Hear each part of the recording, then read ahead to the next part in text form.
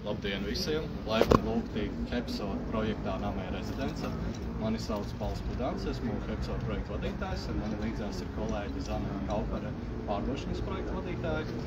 Tātad Namē rezidences projekts. Viņš atrodas Rīgas vēsturiskā centra zonā, tieši uz robežas jau ar Āgenskalnu.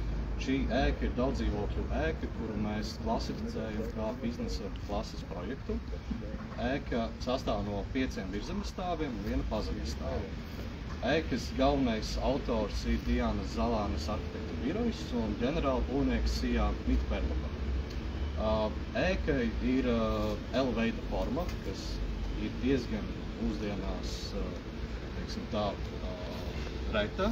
Un šī L-veida forma galvenokārt ir dēļ viena kritērija – insolācija.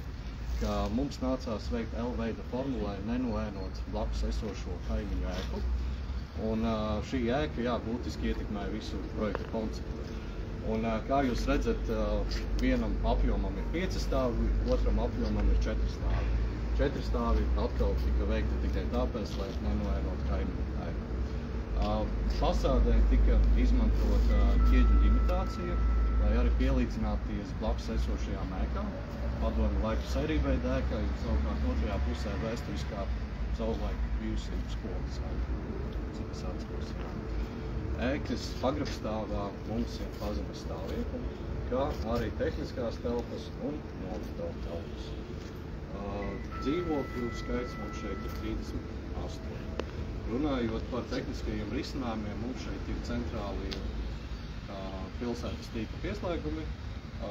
Ēkai ir savs siltummezgls, ūdens uzskaites mezgls, sadalmes elektrības telpa. Katrā dzīvoklī ir arī izbūvēta individuālā rekuperācijas sistēma.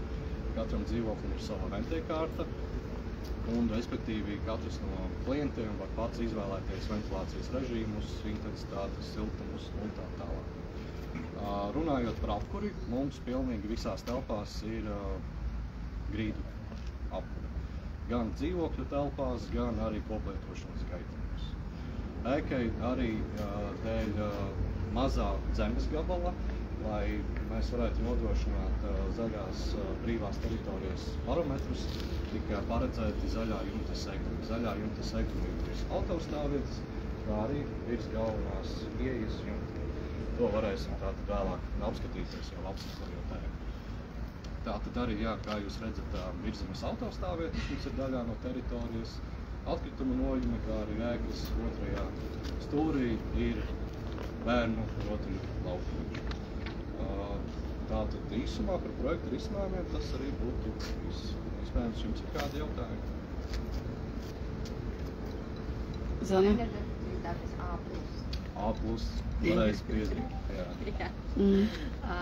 Jā, tā kā vairāk par šo projektu nodevām mēs projektu pagājušā gada jūlijā, un būvniecības stadijā jau bija vismaz 50% novārņoti mums parakstot priekšlikumus, un tad, kad māja tika nodota eksploatācijai, tad skaidrs, ka ir kategorija cilvēku, kuri tomēr emocionāli nevar uz papīra iegādāties dzīvokli, bet vajag apskatīties, kā tas dzīvē izskatās. Un tad jau praktiski ir gads cauri. No 38 dzīvokļiem mums ir tagad palikuši tikai 6 brīvi, ko mēs varēsim jums parādīt. Diemžēl nebūs tie lielākie, bet 3 istabu, 2 istabu, 1 istabu ir palikuši, ko mēs varēsim parādīt jums. Runājot par to, ko Pauls arī teica, ka šajā projektā ir ļoti novērtē pazemes stāvvieta, ļoti novērtē, ka katram dzīvoklim ir arī sava noliktavas telpa. Un, protams, ka tā lokācija ir izcila, tas ir viens no pirmajiem kritērijiem, kāpēc arī izvēlas šeit iegādāties, jo tā lokācija ir perfekta.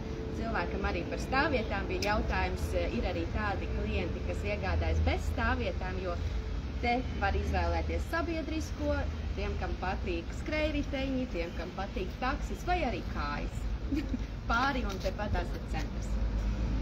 Runājot par klientiem, kas varbūt arī daudzus mulsina un vaicā, varbūt tie ir vairāk nerezidenti vai ārzemnieki, bet nē, šeit ir vairāk Āgenskalna piekritēji, kuri vai nu maina dzīves vietu no tā paša jaunā projekta, bet jau augstākas klases un labākas kvalitātes, vai nu kas vispār maina arī rajonu, ja mikrorajonu, arī ir tādi, kas mums ir no Juglas pārcēlušies uz šejieni.